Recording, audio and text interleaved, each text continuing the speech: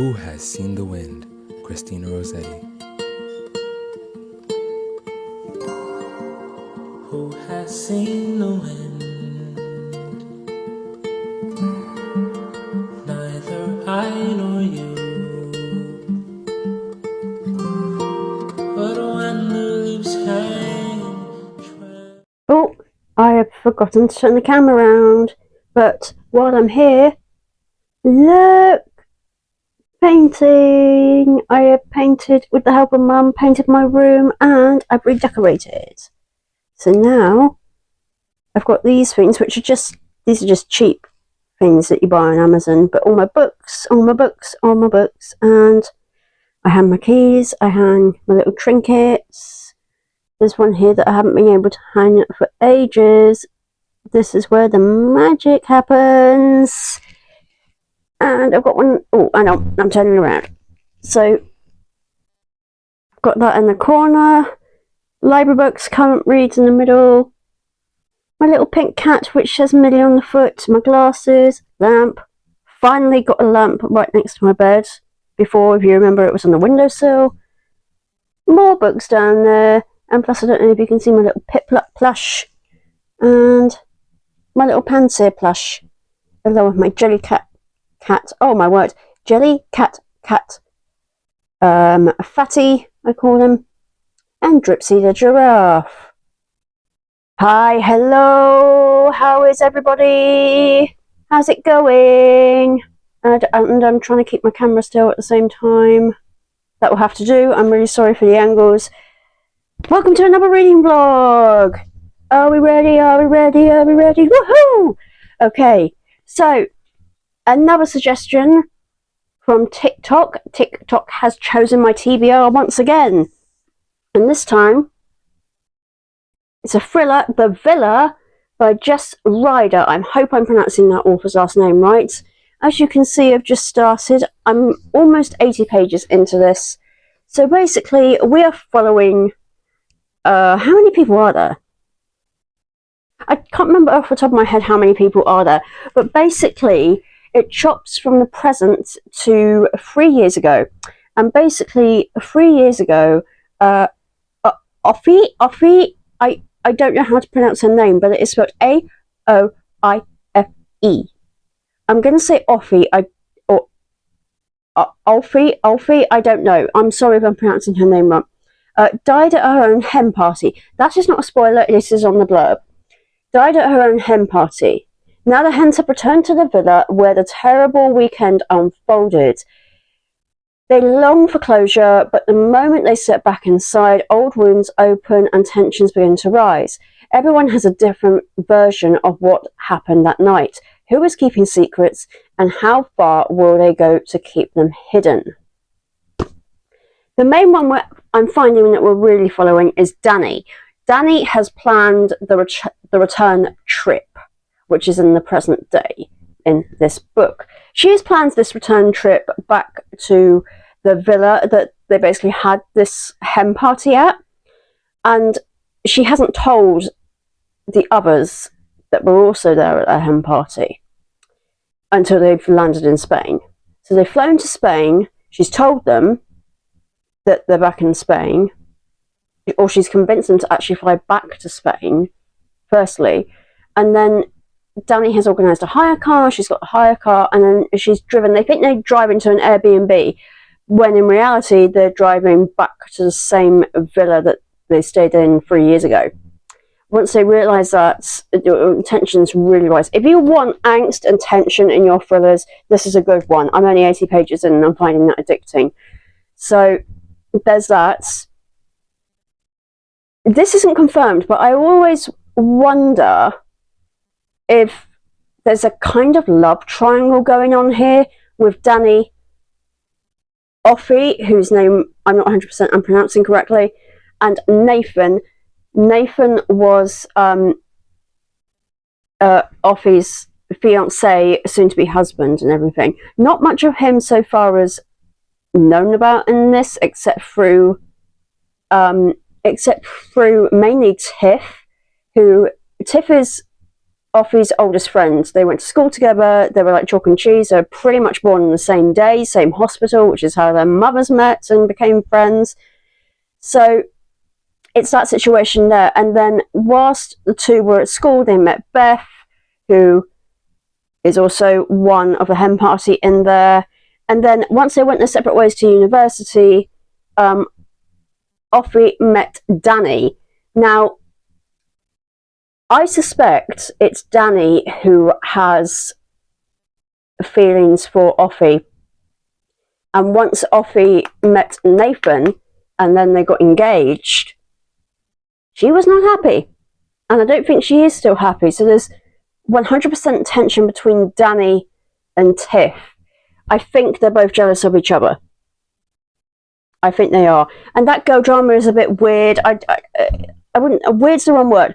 But that girl drama between those two is not something I would like to relive, I'm going to be honest. It just reminds me of the girl drama I had when I was 12, 13, between 12 and, dare I say, 15. And I don't particularly like that, in all honesty. So that's given me a bit of the ick, but it's not putting me off. It's not putting me off at all. But, yeah, maybe it could do without that. But then again,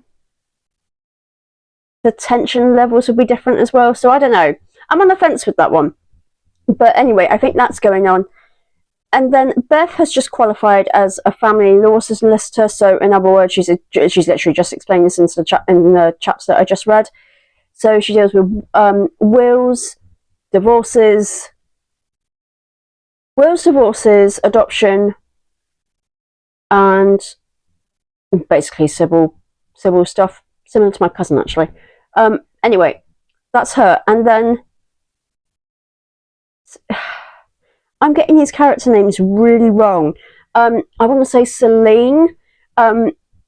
She's new within this weird circle of friends. Sophie has just started working at her company before before the hen party starts, and yeah, she becomes very close. The two become very close. They go to yoga together. They go for drinks after work. They work very closely together. So there's that. There is a bit of like colleague friendship kind of thing going on. They became fast friends there, and yeah, and everybody thinks. I get the impression that Danny has blocked out most of the trauma, and every single girl on that trip has got a different story. So I don't know what's going on right now, but I definitely think there is a love triangle situation going on between Sophie, Nathan, and Danny, and that will be very interesting to see how that plays out. So come with me for this next TikTok Choose My TBR read. And by the way, if you want to suggest a book for You Choose My TBR, which is a new playlist I've just started, feel free to firstly subscribe to the channel and then comment on one of these videos below, and who knows, I may get to reading your suggestion one day. So let's get into this book. Good morning. It is freezing. It is 6 o'clock in the morning and it is freezing. I thought spring was here.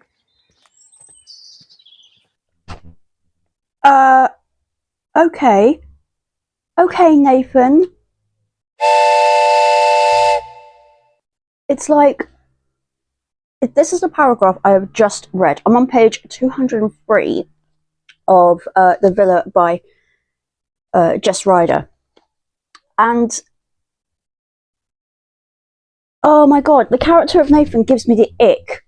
There's a couple of characters that give me the ick in this, but Nathan in particular, especially with what he's just said to Tiff, Tiff is supposedly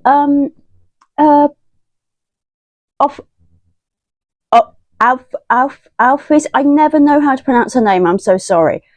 Anyway, she's the bridesmaid's so-called best friend. She's the friend who basically they were practically born on the same day. Basically, stop saying basically, Millie. That's really weird. So Tiff is basically saying, yes, my friend has a history with dating and perhaps not exactly being the cookie cutter nice girl, shall we say, the Disney princess aesthetic. Oh, hang on a minute. Sorry about that. The Disney princess, like, perfect aesthetic. But no one is like that. Nobody.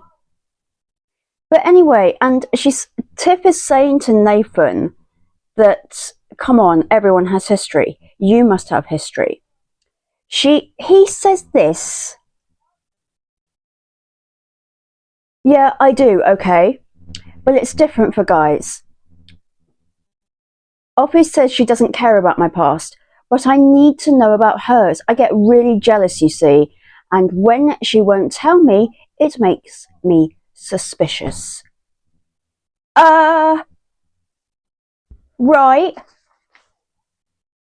If a guy basically said that to me, I'd be like, sorry, bye.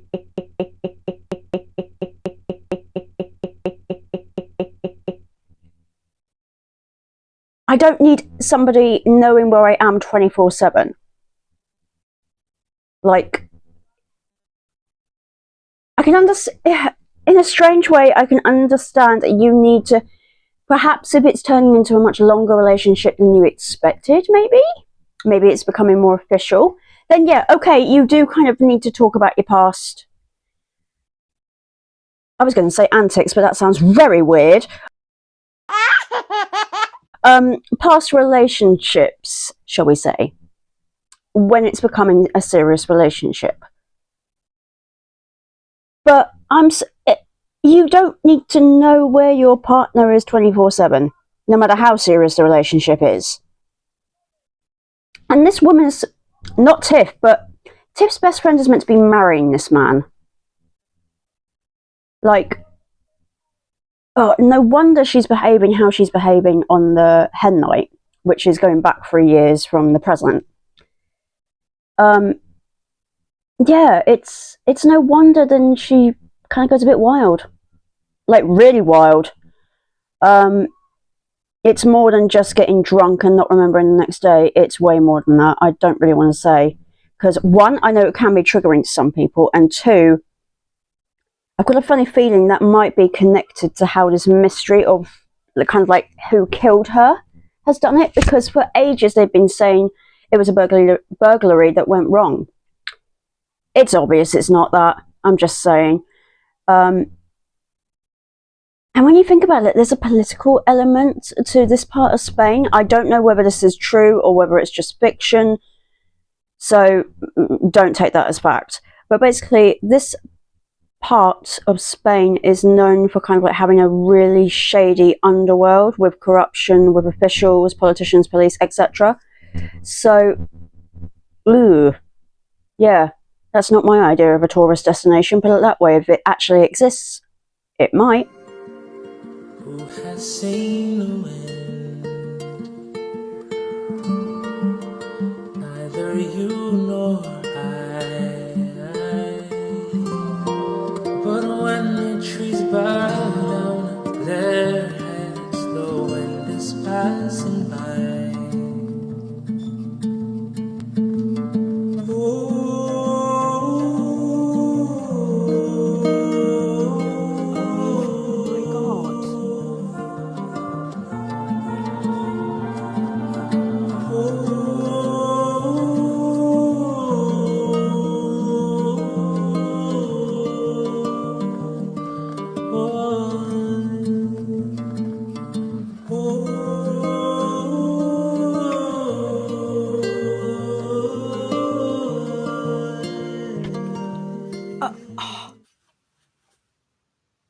I did not expect that. I am literally... How many pages from the end am I? I'm about 11... I'm 11... That was weird what happened to the camera there. I'm 11 pages to the end, and I did not see that coming. I'd gone through reading thinking, okay, it could be that guy, it could be that guy. And I thought, wait a minute, that can't work. well, if it's that guy, what if Danny's done it and she just blocked it out, doesn't know?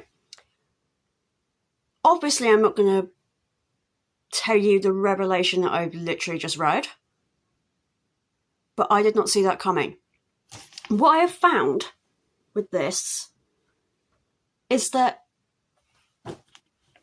Jessica Ryder keeps you guessing. She really keeps you guessing. Like I said, you go from thinking it's one person and then the next person, and then you're like, wait a minute, that doesn't work. And she drops you with a bombshell. And she drops you with a bombshell. All I'm going to say, for those of you who have read this, or are going to read it, take a note of page 347. I'll let you know when I finish these last 11 pages. Basically, I hope you can hear me, because I am currently editing this blog. This TikTok chooses my TBR, or rather you choose my TBR, and I've just realised one of the clips, I had my hair loose and it's literally knocking the microphone, so the sounding is a bit odd on that clip. If you know, you know. So anyway, so hopefully there's no more of that. I have finished The Villa by Jessica Ryder. I have not got it with me because my mother now wants to read it, so it's downstairs. I've been thinking about this. I just finished it today. And I'm like, it was very, very good. It got me gripped in from the word go. It got me questioning on, oh my word, it could be him. No, wait, it could be her. And then you saw my reaction to when it was finally revealed who the murderer was. I didn't see it coming. Some people might see it coming. I had no idea at all. And yes, okay, it constantly jumps back from present day to 3 years ago when the hen do's going on. And it does do that an awful lot. And there are trigger warnings to be aware of, like date rape, sexual assault, kind of the same thing. Obviously murder, emotional abuse for sure, ideas of domestic abuse, cheating, big time. It wasn't a love triangle that I originally first thought, but there is technically a love triangle. Read it, you'll find out. So there's that going on as well. Just toxic relationships, really. Everyone, I think, in their life has had a toxic friendship. I mentioned that in one part of this blog that it kind of reminded me of girl drama friendships when I was between the ages of 12 and 16, dare I say. So it was a bit toxic from that sense. There is ideas insinuating into a criminal underworld as well. Yeah, so just be aware. And there's nothing, it doesn't give you specific details, but it gives you enough to let you know, oh, okay, that is happening. So it's enough to make you to think that, put it that way. I found it gripping. I found it addicting. I don't want to use the word enjoyed, but I did enjoy reading it. I mean, that's the whole point why people read thrillers, dark romances. I did really love reading this book. Is it a 5-star? No, I don't think it is. And I'm trying to work out why it isn't. I think because there were tiny, tiny unnecessary details that I don't think should be in there. And I don't think I can even say what they are because I'm scared it's going to be a spoiler. So yeah, I don't know. So the overall rating, just get to the overall rating, Melly. Overall rating is a 4.5. Pretty high. 4.5. I can't remember the last time I had a 4.5, actually, now thinking about it. So anyway, thank you so much to the person who chose this book for me. You know who you are. And if you are on TikTok and you haven't followed my page, here's my TikTok. And please like this video, subscribe to my channel, and comment down below. Give me a suggestion. What would you suggest to me? What has been your favourite read that you've been really enjoying? Comment it down below, and like I said before, I might read it in the future. Anyway, thank you for watching. Be sure to give this video a like, comment down below, subscribe to my channel. See you very soon.